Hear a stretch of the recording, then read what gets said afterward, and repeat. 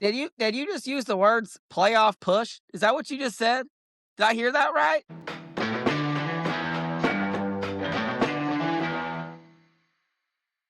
Welcome back to Off the Thread Reds, where a group chat of above average Reds fans overanalyze, overreact, and keep coming back for more. We'll break down what's been happening with the Reds in real time and react to the highs and lows of being a Cincinnati Reds fan. This episode for you, we got a breakdown of the 2026 season and the schedule, looking at what the most difficult or most important stretches of the season are going to be for the Reds to make the postseason. Before we get into all that, we'll do a little spring training recap. We got 3 games since our last recording. We have Reds versus Athletics. Reds lost 7-9. Shout out Reese Hines. He's looking like an absolute animal this spring training. Matt McLean's still rolling hot. And a big shout out to Nathaniel Lowe for going 2 for 3. Reds versus Rockies. Reds killed him 8-1. Beeman just hitting the ball this spring. Keep it up, Willie. TJ Friedl's starting to look back to his normal stuff, going 3 for 3 with the home run. And Brandon Williamson is staying hot and fighting for that last position in the rotation. Last one is Reds versus Brewers. Reds won 6-3. Matt McLean staying hot 3 for 3 with a home run. Noelvi Marte with a home run. And the Reds bullpen showing out, pitching 5 1/3 inning with only 1 earned run. But before we get into the schedule today, I do want to tell you that the Italy-Mexico game is currently going on. It's 5-0, so we'll have some live reactions to that game as it goes on because Team USA is really pulling for that last spot in the pool to make the tournament there. So let's get into it, guys. Let's dive into the 2026 schedule and look at what's most important for our Reds. Yeah, I looked at the schedule today for the first time in depth-wise. Anybody peep September? If we don't enter September well within first place of the NL Central, things could get very dicey. There's not a team that we play in September that is not at least on the radar of playoffs. But I think we'll go through, we'll give our takes where we think we need to succeed, where we need to, where we can kind of let down. But September is one of those months that it just looks like a battlefield the entire time. You're going West Coast, back to East Coast, some home games mixed in there. It's going to be an interesting way to end the year. I think there's three areas that I look at, right? It's how you start, how you finish, and that all-star break, right? So that first month, March, April, the only team that really, quote-unquote, scares me, and I don't even think they scare me, like Boston at home opening day, it will be a lot of fun, like should be a very competitive series. End of the month, Detroit also at home should be a competitive series, but if you really want to, go start the season off strong, that April has to be a pretty competitive, highly won month specifically. Also kind of looked at, are we limping into the All-Star break? I would say for all the listeners out there, when you have Philadelphia, Chicago, Baltimore, Milwaukee, it's a tough way to end your first half of the season. And if you're limping into the All-Star break, that's never a good sign because that means, are they going to be more inclined to buy or sell a couple weeks later? So curious to see what you guys think, but we can kind of start off with April and kind of dive in further if you want. Yeah, I mean, I guess my take looking at it as a whole is July and August are your biggest opportunities, I feel like. And that's hopefully right when Hunter Greene's coming back, if his timeline is the same schedule. So that's when you really, really got to get hot, especially right after the All-Star break. I'm in Colorado. Seattle's good. St. Louis, Cleveland, Pittsburgh. We don't know how Pittsburgh's going to be. And then you got the Athletics, Nationals, White Sox, Miami, St. Louis. That is your opportunity to go on a run. We talk about how tough September is going to be. I think the other months are kind of, you get a little bit of up and down. You're starting the year with some difficult pitching matchups. Not too great of hitting teams though, with Boston, Pitt, and the Rangers. Those are some of the best rotations. So I think we need to be careful to not overreact to, we're scoring 15 runs in spring training games and now we're scoring 3, and it's not really the quality of the bats just fell off or we're fake in spring training. It's more the quality of the R's were probably going up. Yeah, I have the exact same date ranges that you just mentioned outlined. The July 24th to August 20th, that is where you can build your record out, and you can give yourself a little bit of cushion to where when that August 28th, where you start off with the Cubs and then you end with the Toronto Blue Jays to end the season, like that entire gap is going to be warfare. So that's where you're going to have some sort of buffer when you go into that, unless they surprise us like they typically do with the Los Angeles Dodgers series, and maybe we take a series at home against them. But a couple of those are going to be dogfights. We're going to have to win some on the road against Milwaukee, a team we struggle against Atlanta, who, if you look at it, that could be a team that we're fighting for a spot inside the playoffs against. So I think those are the two biggest stretches of the year. I mean, I guess our hope with having the Dodgers twice in September is maybe they'll already have 100 wins by then. They just Start nesting Snell and Yamamoto.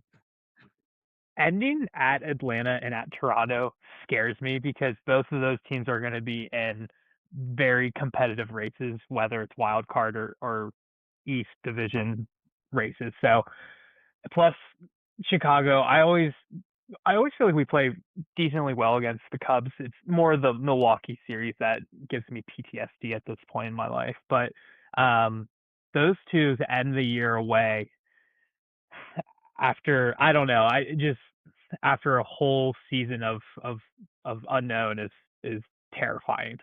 Yeah, I'm curious if like the MLB worked with the Reds to try and get us to keep coming to the ballpark at the end of the year. Cause like if you look August, we're gonna make a huge stretch to like win games and we'll be in it, quote unquote.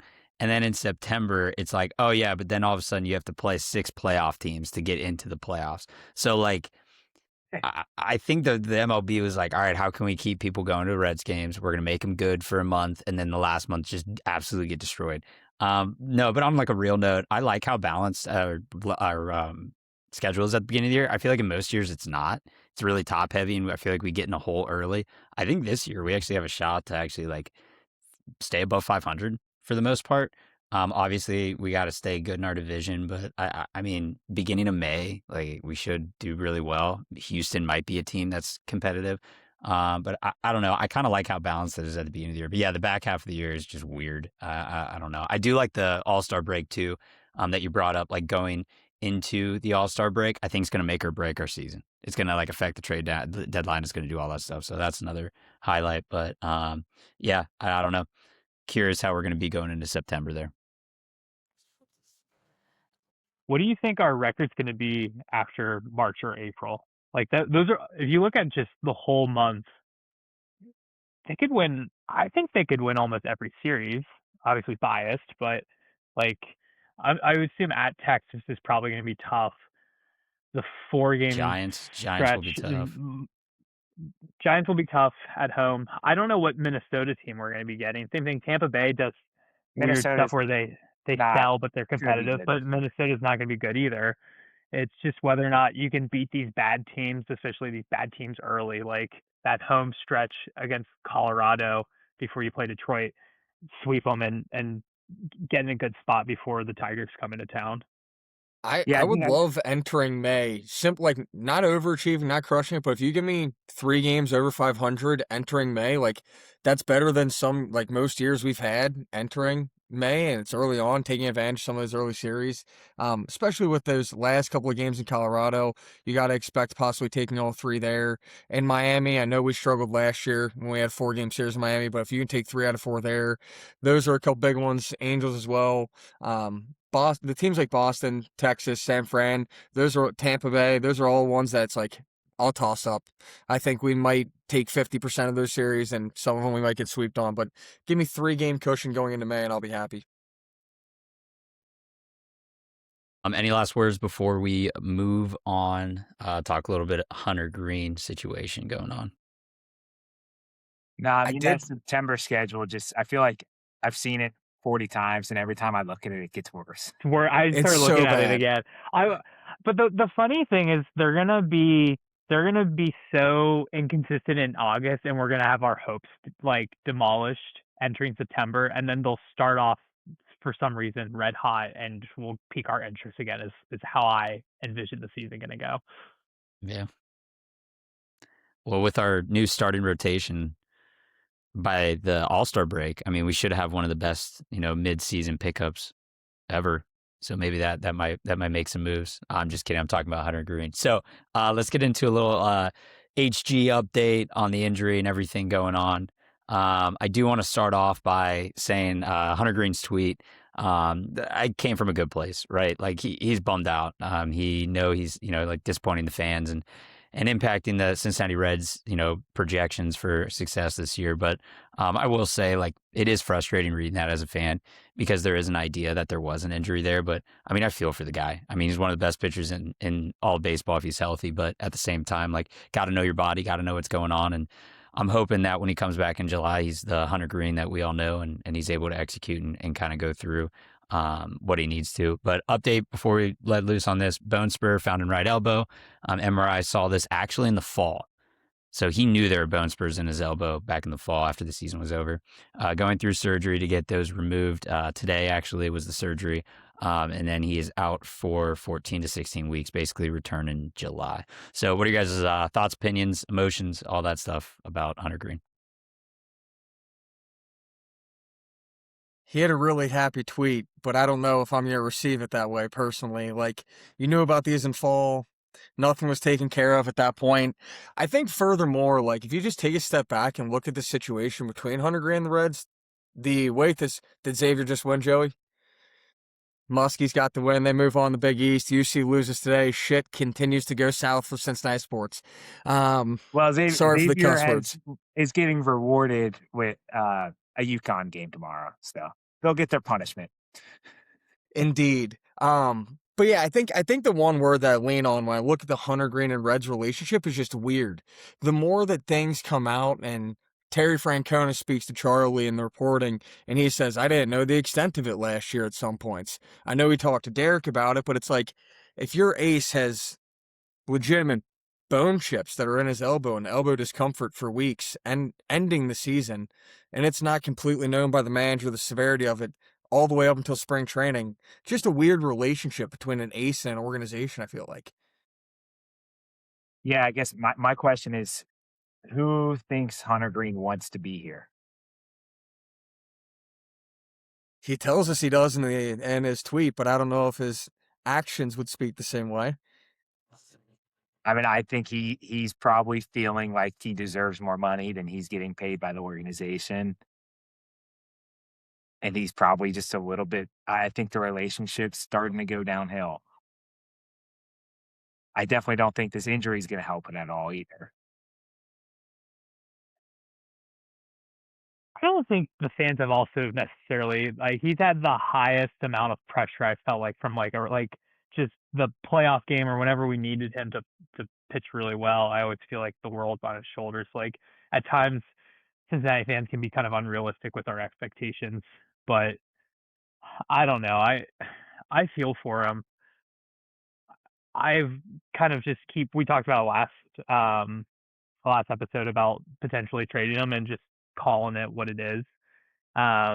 He hasn't really pitched a whole season, has he? Like, from like just availability for like to our point, like, yeah, you're on a team friendly deal, but you haven't played a whole season. Like, he's going to come back in July, which is going to be August, right? So like, he's going to start his rehab assignment in July. Is that the argument? Are we talking like he gets cleared to play first week of July, he's down in like Dayton and then Louisville, and then starting like August 1st he's back? Or what does that like entail? Because we've been duped before too, where we say he's going to be back and then it's a rehab start, and then once he gets up and running he can pitch in the big leagues. Yeah, I think you're right. Like, I think it would be later in July, maybe early August, because like baseball activities will start back in 14, 16 weeks. I think, like, because it's just bone spurs, yeah, it's a surgery, you're going into your body, you're doing stuff.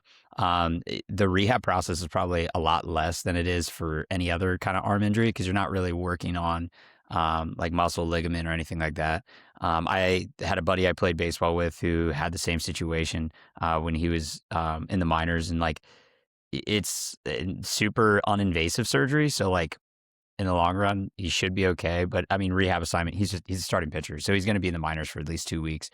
So yeah, I'm with you, Mark. He's probably August from going from there. So I don't know, but who knows what the timeline is. But Joe, you brought up a good point. I'm actually really nervous now. I've never thought about it. The relation between Hunter Greene, and I don't even think the Cincinnati Reds. I think it's Cincinnati at this point. I think starting to get kind of toxic. So we'll see what happens.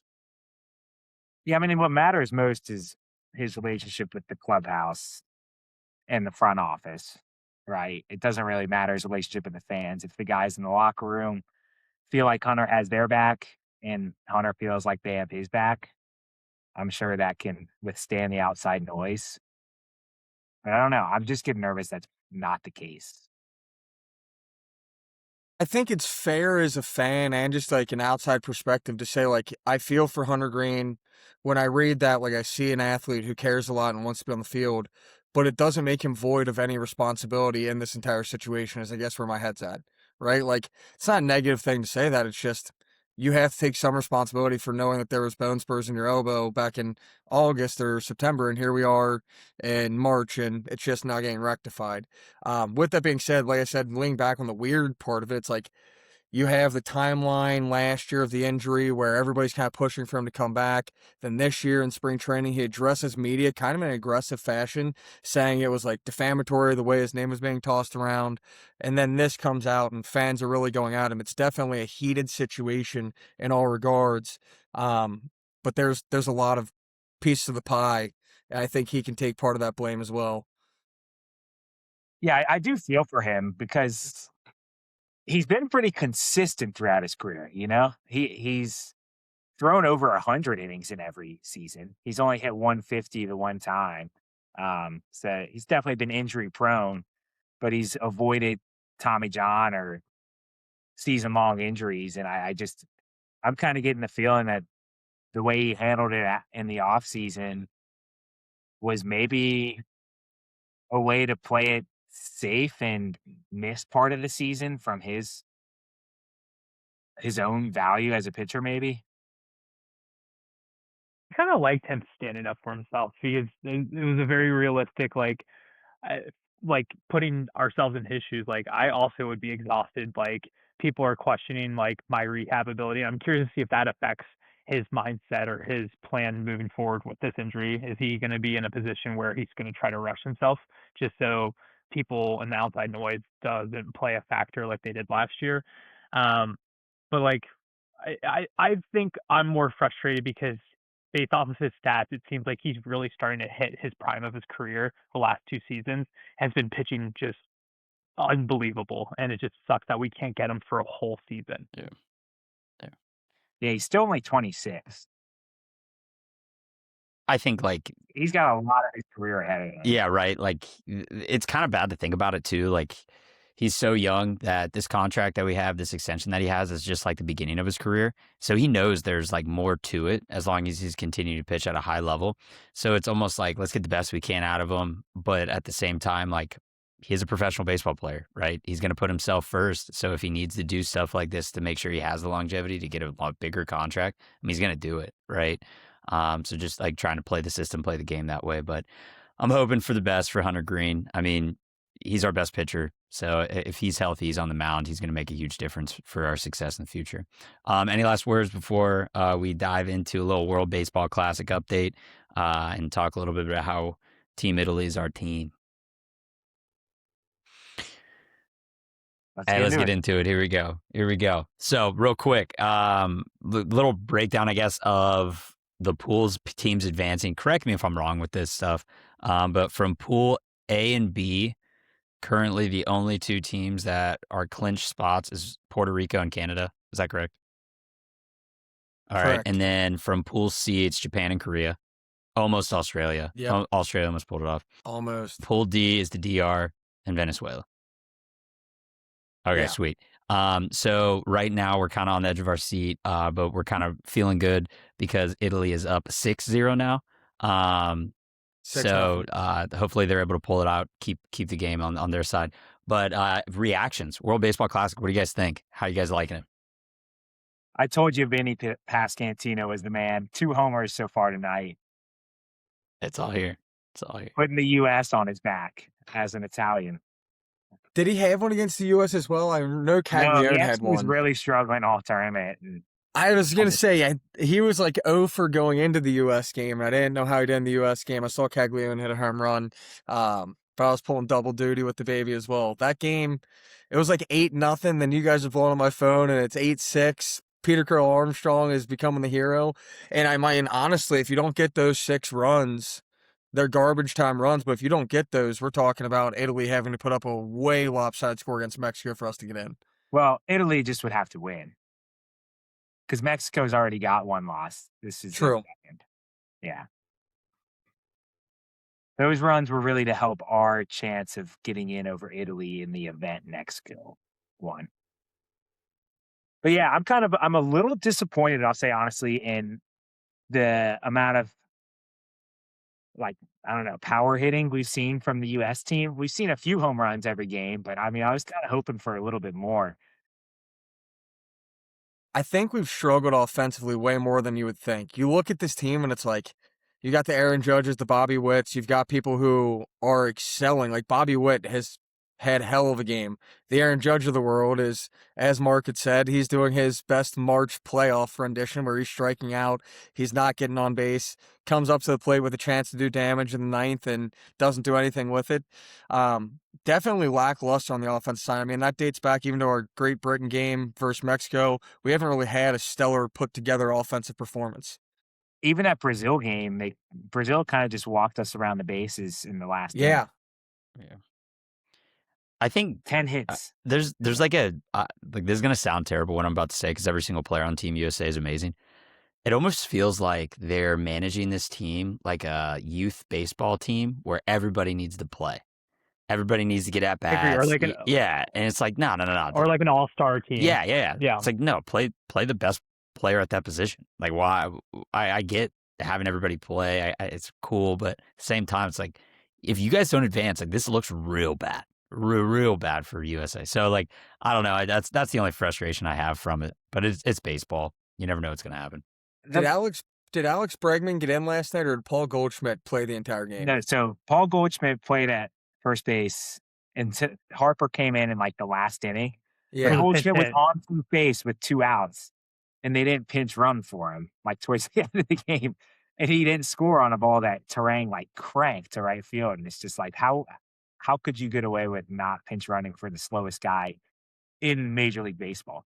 He did the same with Schwarber too. Schwarber's not fast, and he's DH too. You could easily have swapped him out for. Yeah. Yeah, managing's been very questionable. I thought he was going to bring in Kershaw instead of Mason Miller. Is Mark DeRosa the story of the USA tournament? You would think? Yes. Like he came out in an interview before an elimination game against Italy stating that they already had clinched, even though he said he minced his words. At one point, Italy's up 6 runs, and we've got Clayton Kershaw warming up, and we've got plenty of arms behind him that are better. Do you think he found out, genuinely, do you think he found out mid-game that USA had a chance of being eliminated, or do you think he knew before going into the game? I've seen this question going around, and if you're warming up Clayton Kershaw, I think you're in. Yeah.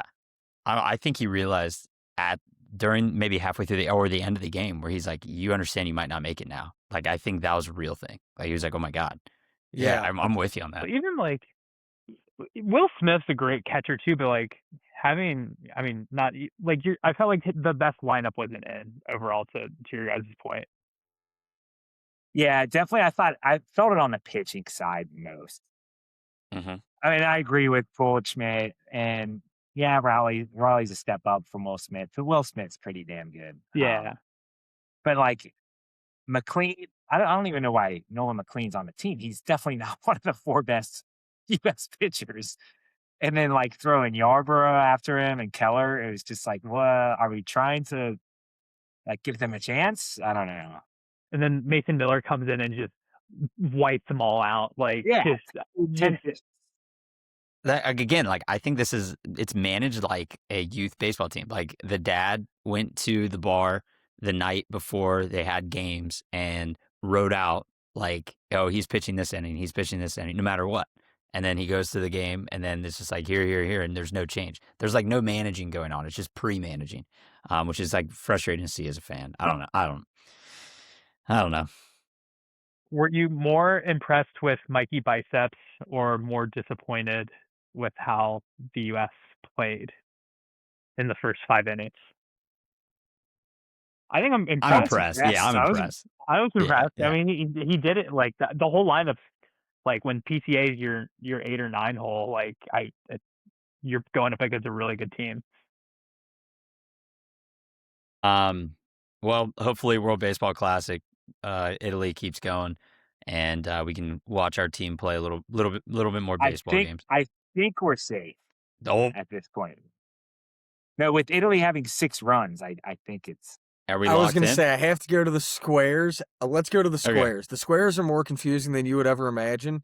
But if you go to extra innings, who do we have? Italy's got 6 Yeah. runs. Yeah, So why? I think that does lock USA in.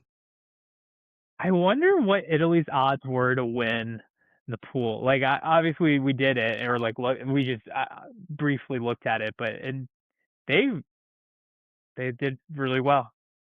I mean, they were plus what, 550 money line last night against USA before the game even started. At one point, USA was down 8 runs, and I could live bet USA minus 3.5 for like minus 110.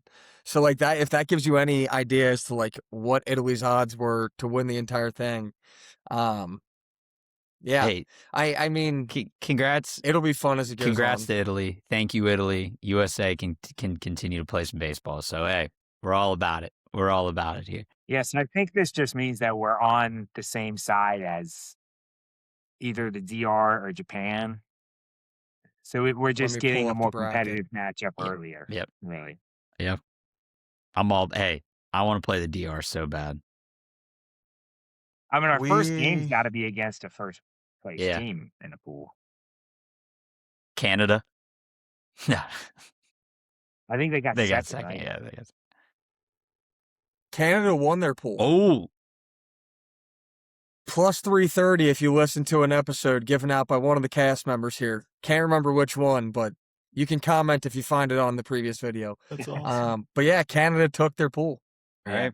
All right. All right. So we'll continue doing World Baseball Classic stuff as we go through each of the podcasts, kind of keep you guys updated. It's been a lot of fun to watch, especially it's a good late night watch. Just to watch some baseball during this time of the year. So it's been fun. But all right, let's get into our thread reaction for the past couple of days. Let's start off with a little West Side rant. Start us off, John. Yeah, West Side Rant today is just going to be encapsulating the life of a Cincinnati sports fan as we know it in the past week or so. It's what we deal with every week of the year, but we're just going to give you a small 60-second snippet into the past week. So start off with the Reds, humming at the plate, currently leading in home runs, slugging percentage, and OPS. But that is accompanied with our ERA being the highest of any team in the entire spring training, as well as HG now being out until July. You kick it over the Bengals, they start hot in free agency. We're adding needed pieces. You know, we're getting excited. We hear we're going to go all in this year. We still need defensive tackle and a linebacker, so you bet we had to have gotten those, right? Nah, we're sitting here. We still don't have them. Bengals did not go all in. This I just wrote down. Reds and Bengals stars Hunter Greene, Joey Burrow consistently on the injured report. UC basketball couldn't beat TCU. Going to Big 12 play. We know the assignment. If you can win the first 2 games, maybe make the one against Arizona competitive, you get in. We just were up 58-50 with 2 minutes to go when we blew that one. So UC basketball, we are still not in the tournament since 2019. Now, not all things are negative. No. UC baseball is 14-4 currently. UC baseball is on a 7-win streak. UC baseball just played Evansville. Should have been a layup, down 11-3. You think that team quit? 13-11 victory. UC baseball is our last hope currently. Cling on to it, hold on to it, and let's go Bearcats. And apparently Xavier basketball won. They're Cincinnati as well, so we will congratulate them. Hopefully they do well against UConn and get smoked. Go UC. I love the West. If you woke up from a coma like 5 years ago and you heard at least we have UC baseball, like what is has gone? What's gone on, John? You would have thought we were in a dark, dark place. if I would have woken up 5 years ago, I mean, UC football, we're going into a couple of hot seasons. 2021, we end up going down to Dallas. We're playing in the playoffs. I didn't even include UC football in this because I don't even feel the necessity. That's a whole nother can of worms we don't have to crack open. In general, just know we have a Big 12 matchup against BYU tomorrow night. Join in, watch, enjoy Bishop Ball. Love it. Love it. Good West Side rant there.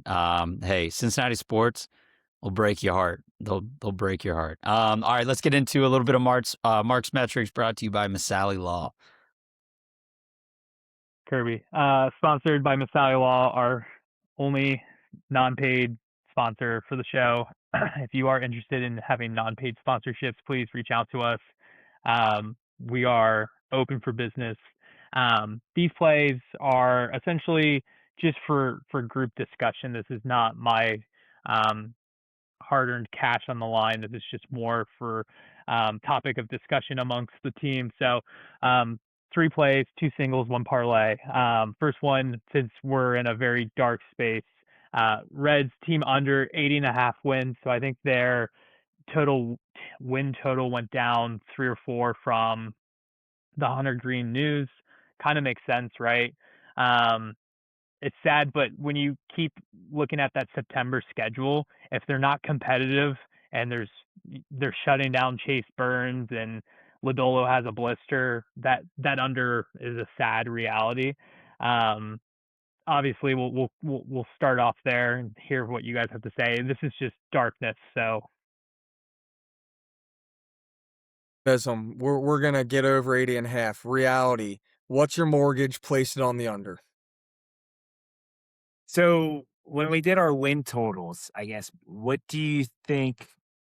How many wins would you reduce it by if Hunter Greene comes back, say at the All-Star break? Mine, I would like 10 because I put us at like 94 wins or something You're like wild. 94 wins. Yeah, I'm dropping it low.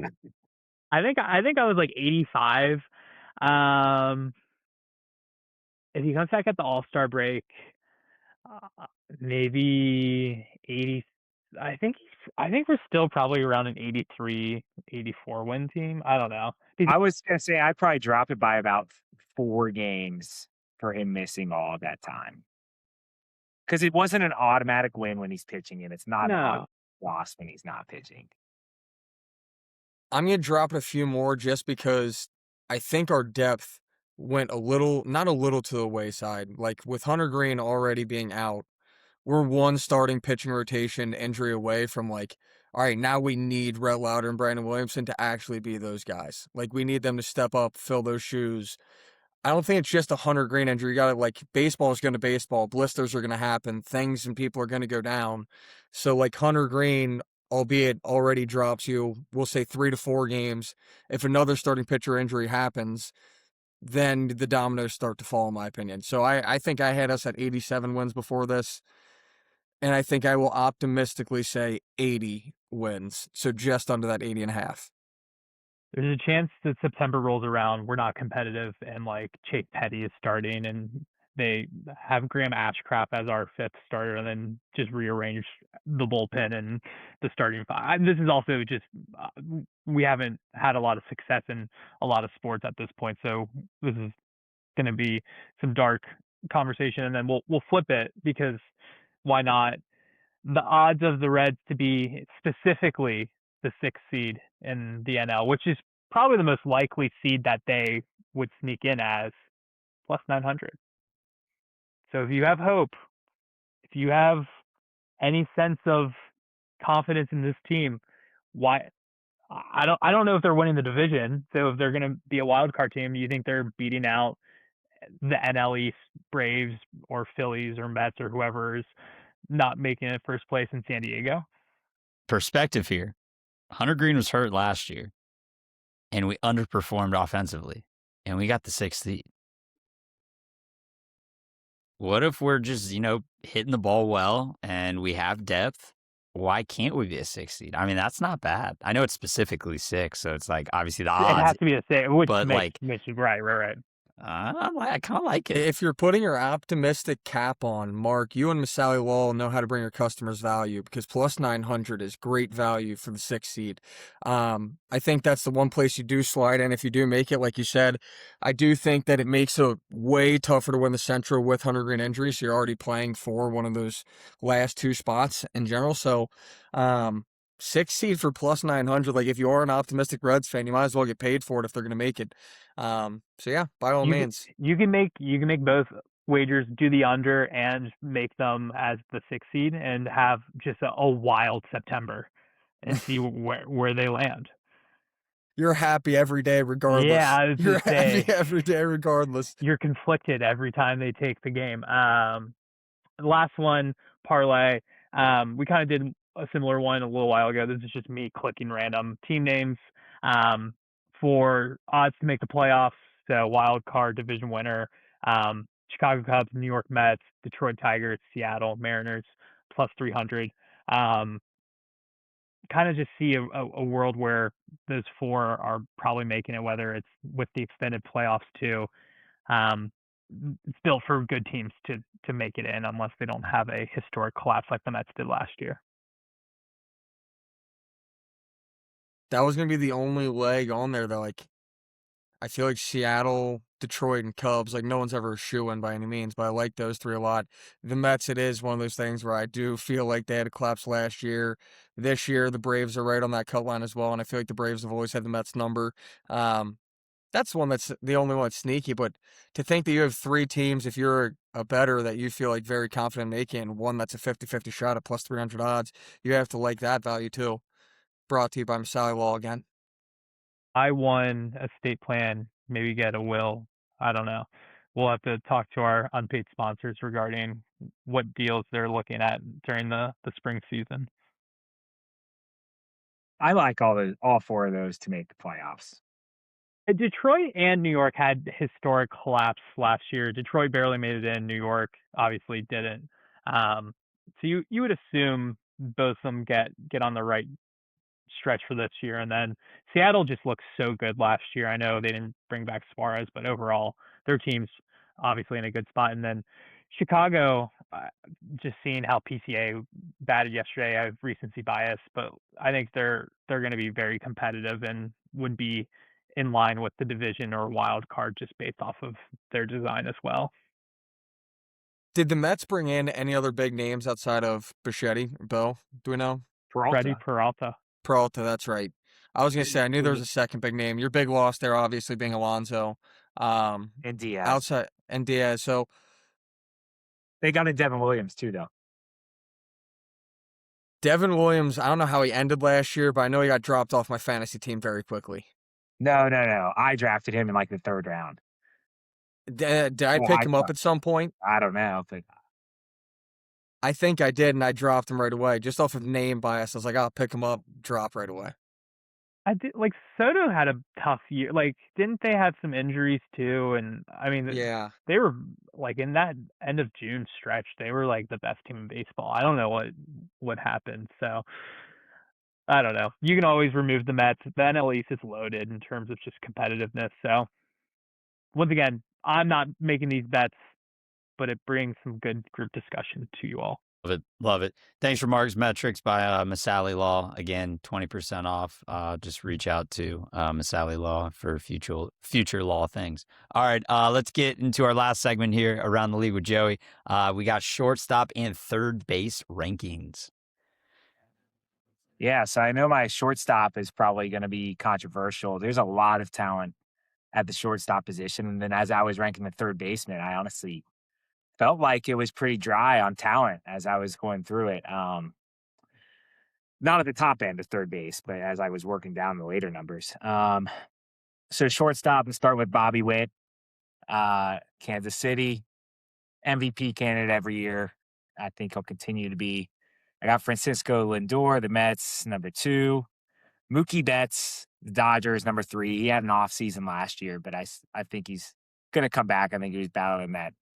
The recovery from his wrist injury, I think, was still lingering and hurting his power. Geraldo Perdomo of Arizona, and number 4.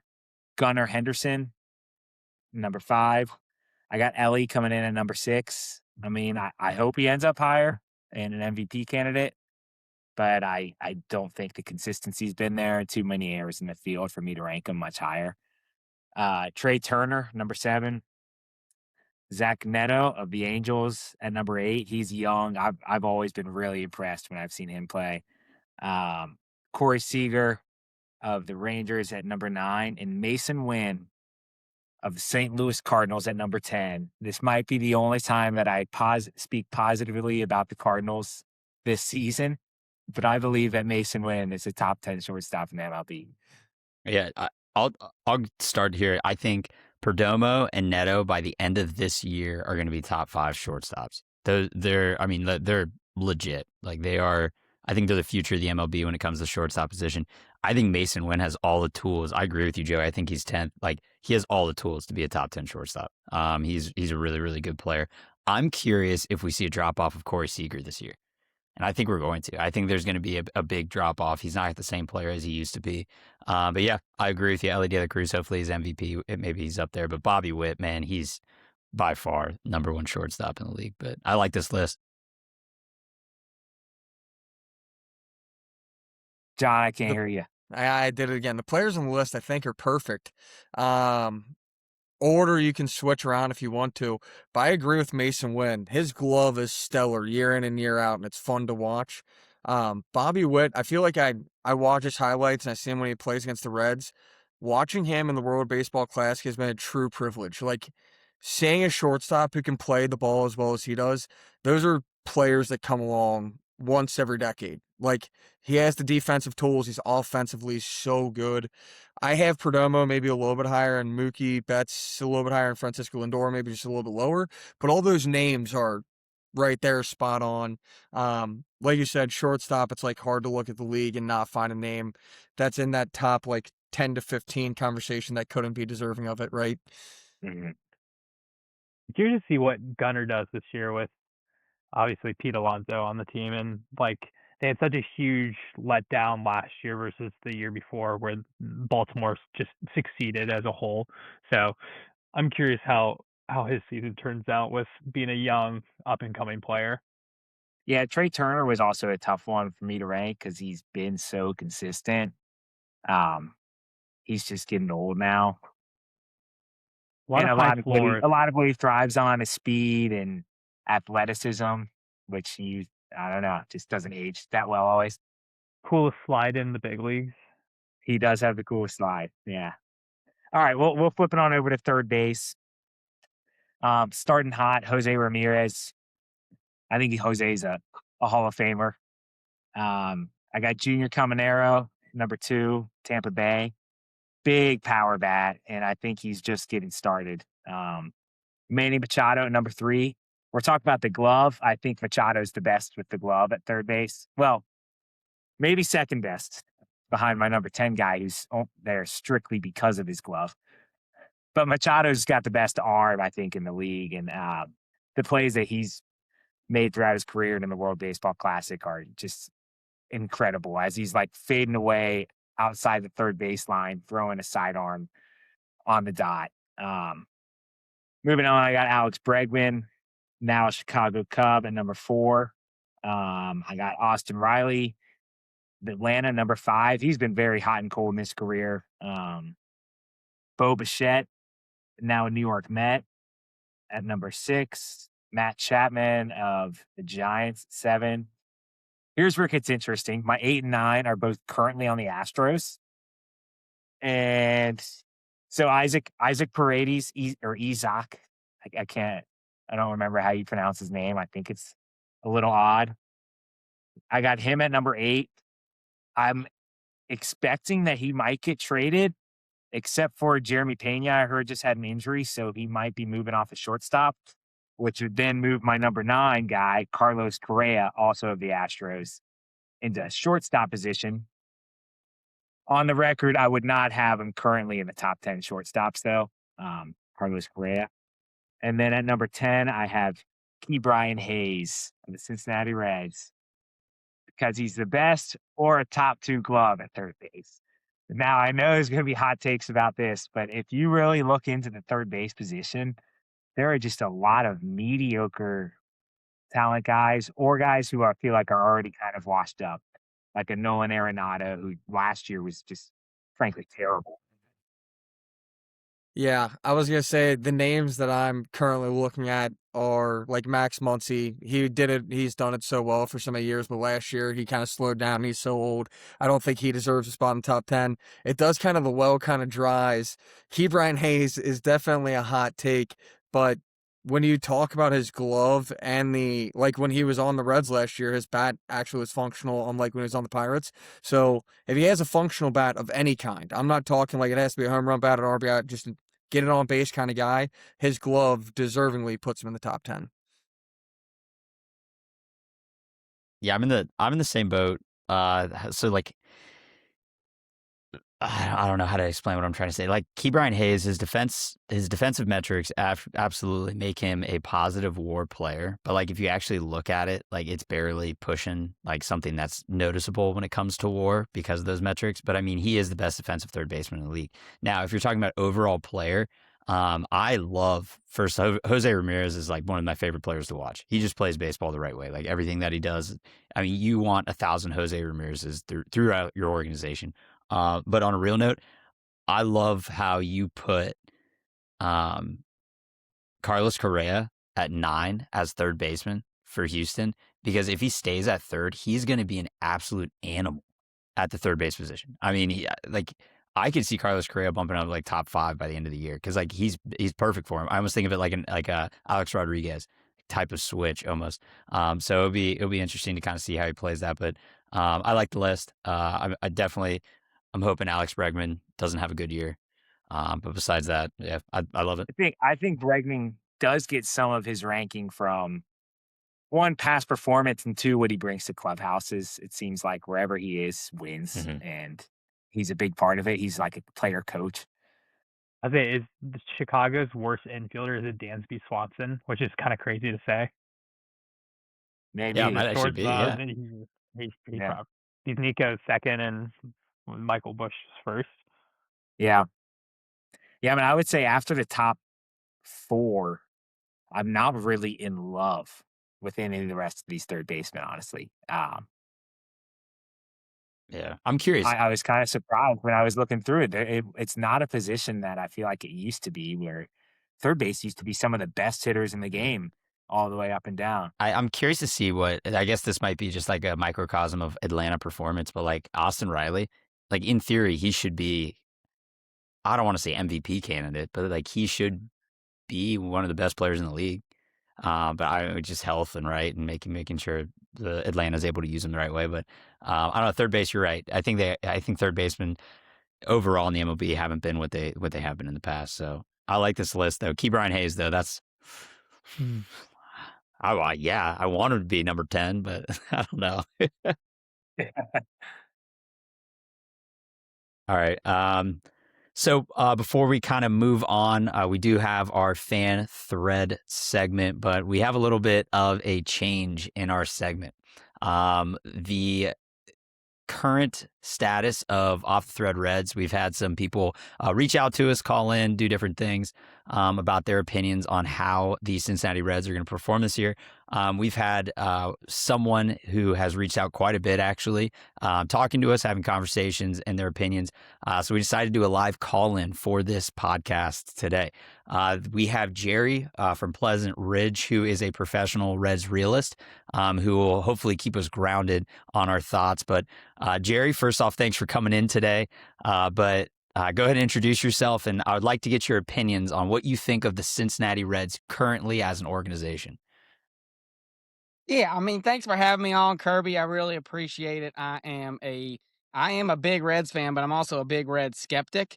I know the 4 of you on here right now like to live in la la land, and you like to think that we're back in the 1990s with the wire to wire Reds. But the reality of the organization is it just sucks, plain and simple. The organization sucks, and whatever questions you have for me, I would love to bring them to the table because I can go all day on what the epic failure of the Castellini era has been here in Cincinnati. They need to sell the team, Bob, and get it to someone else. That's all I got to say. Sell the team. So Jerry, I like obviously I can kind of see you're emotional about the Reds and everything, but from a selling the team standpoint, do you think that selling the team currently at the status we're at, maybe we might be a playoff team, maybe a playoff push? Do you think this is going to hurt the organization or the Reds as a whole if we were to sell the team currently, or do you think it would be beneficial in the long run?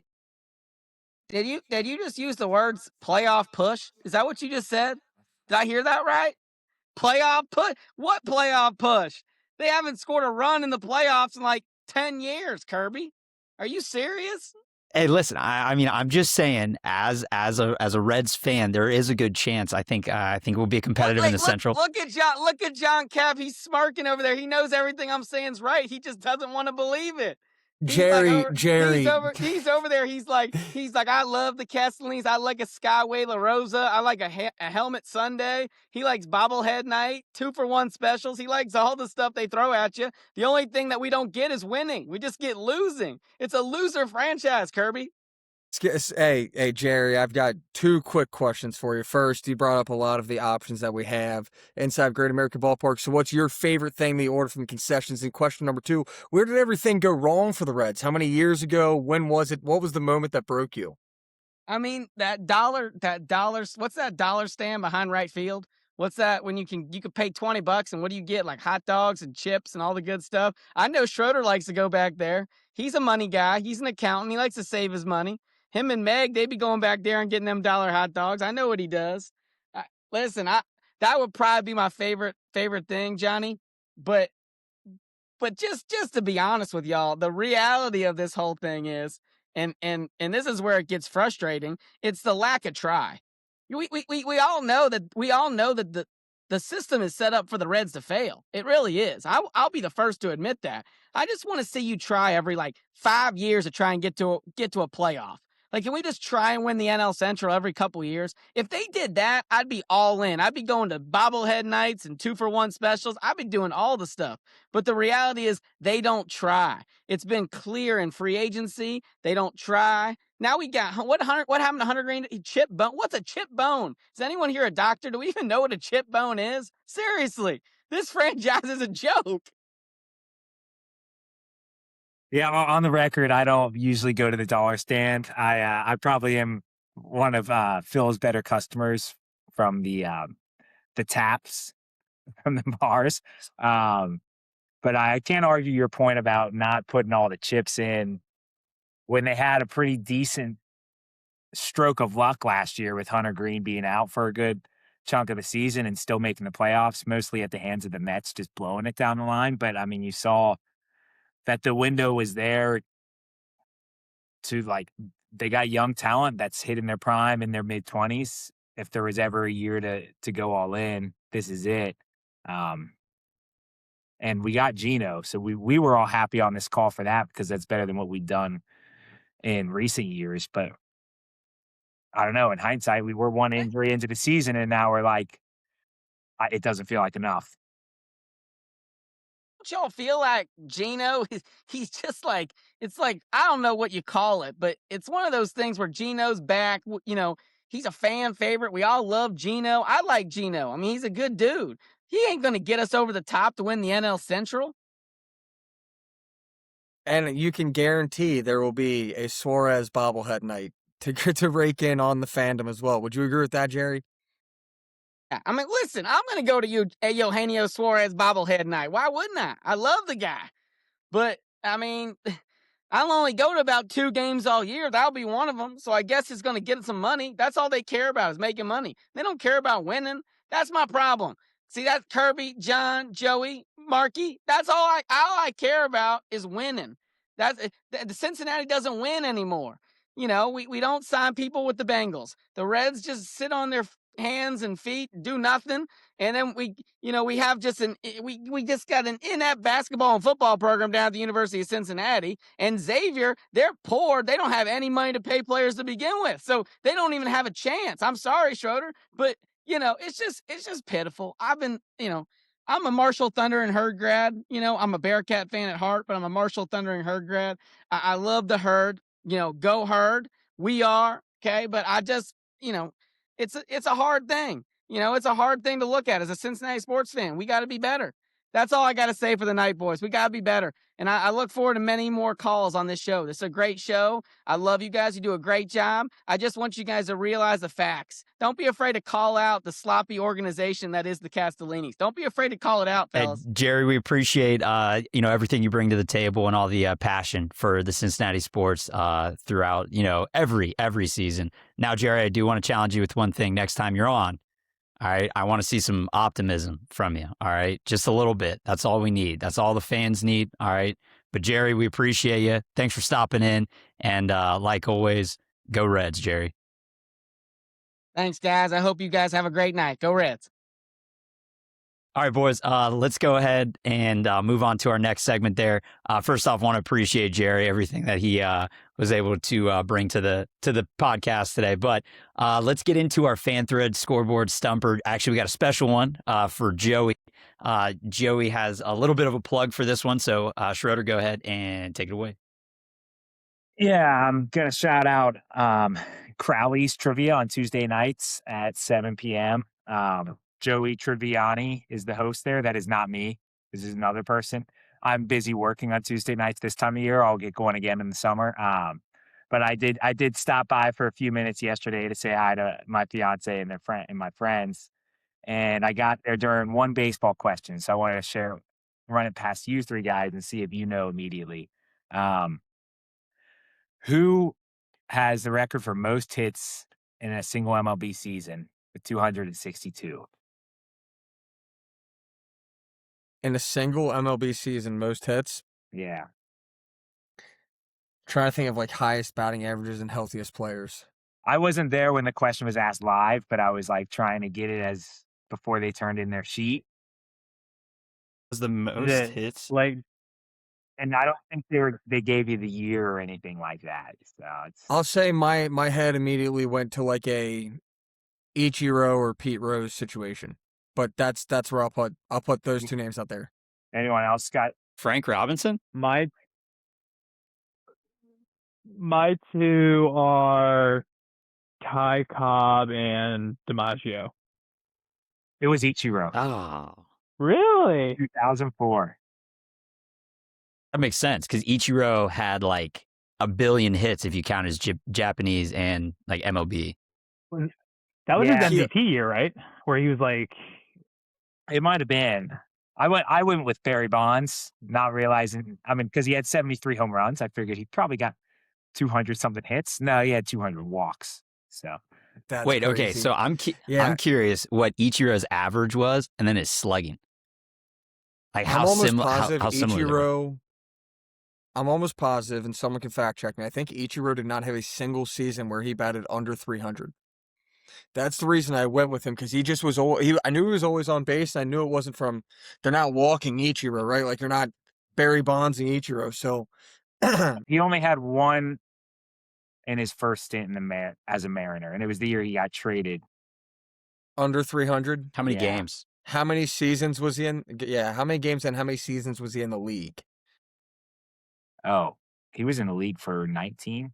That's insane. It looks like an extended career. How long did he play in Japan? But that 2000. So that year he had 262. He had an 869 OPS with 262 hits. Oh my God. 372 average. 9.2 WAR. He started his MLB career at 27 in 2001. Have you ever heard that is absurd. 56 bases in his first season. Have you guys ever heard the Pete Rose thing about Ichiro and his hits? They interviewed Pete Rose. They're like, Ichiro had technically more hits than you if you count like the Japanese league and the playing in the MLB. And then Pete Rose's response was like, well, yeah, you can then calculate all my minor league at bats and those hits and then add them to my major league one. And I was like, oh, that's actually like a pretty good take. Like, I mean, you're not wrong, but still, what Ichiro did was so impressive. I mean, that's insane. 19 years in the MLB after being 27. That's nuts. That's nuts. He started at 27. He has 3,089 hits.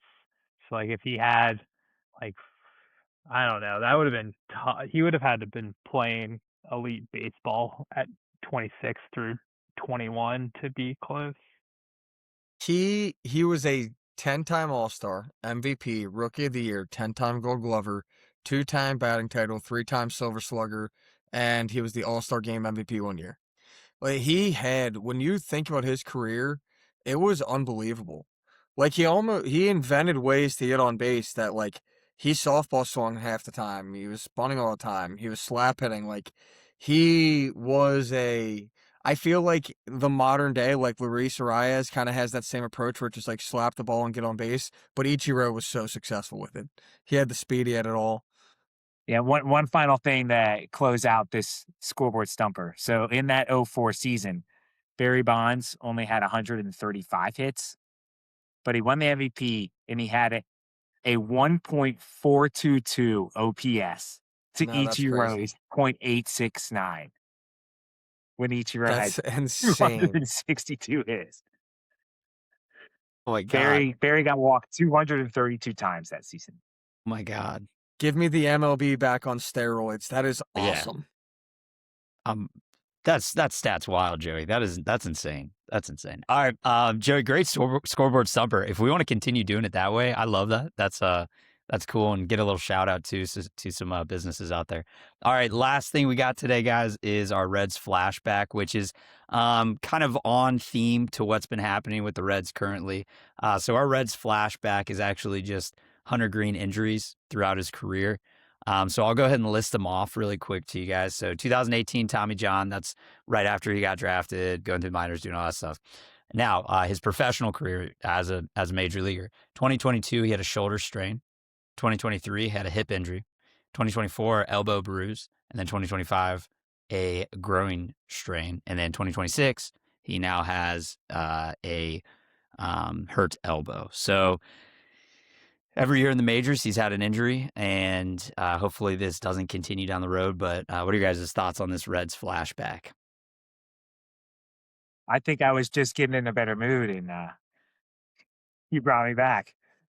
It's like he's like the comparison to how like I view it is like whenever Joe Burrow gets tackled in a weird way and he like is slow to get up, I always think like this is it. This is the injury that's gonna just derail the season. It's kind of like the same way. It's like he's like any sort of news of Hunter Greene experiencing any sort of like stiffness, soreness, tight, whatever you like adjective makes my like stomach drop and think, well, he's gonna be hurt for X amount of time.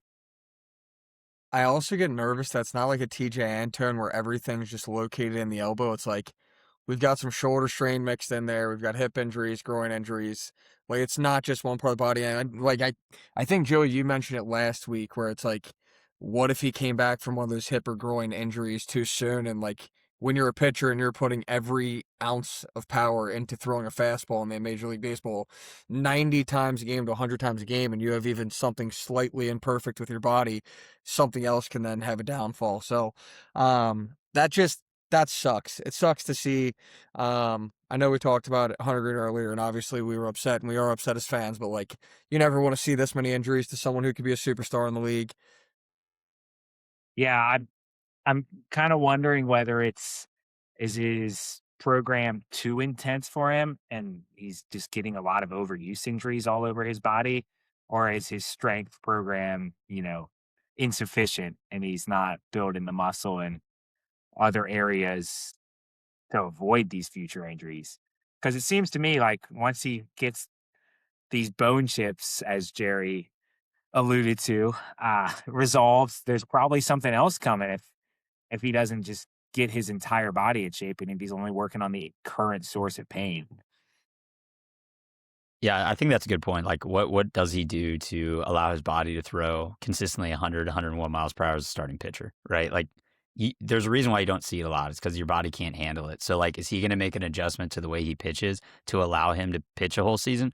Or is he going to try and, escalate or increase, I guess you could say, his, like, strength training to allow him to continue to throw one? I don't know. I mean, there's all sorts of stuff. There's people getting paid millions of dollars to figure that out, but hopefully we can see just a healthy Hunter Greene for a season, but I don't know when it will happen. Before we sign off, guys, any final thoughts about this or just Reds in general? he doesn't have a bobblehead, so he might be in the doghouse from like an organization standpoint. Harry Potter has a bobblehead, Ellie has a bobblehead, Suarez, Andrew Abbott, Spencer Steer, Key Ryan Hayes, Star Wars, Noel V. Marte.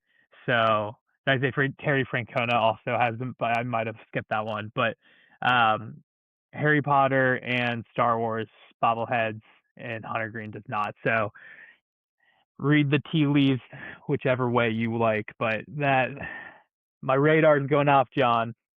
Yeah, I guess I'll feed off of Mark's final point, and I'll give Jerry from Pleasant Ridge some credit in that who are the Reds really trying to bring to the ballpark with these Harry Potter and Star Wars specials? Are they trying to bring baseball fan, or are they just trying to make money off of anyone in the city?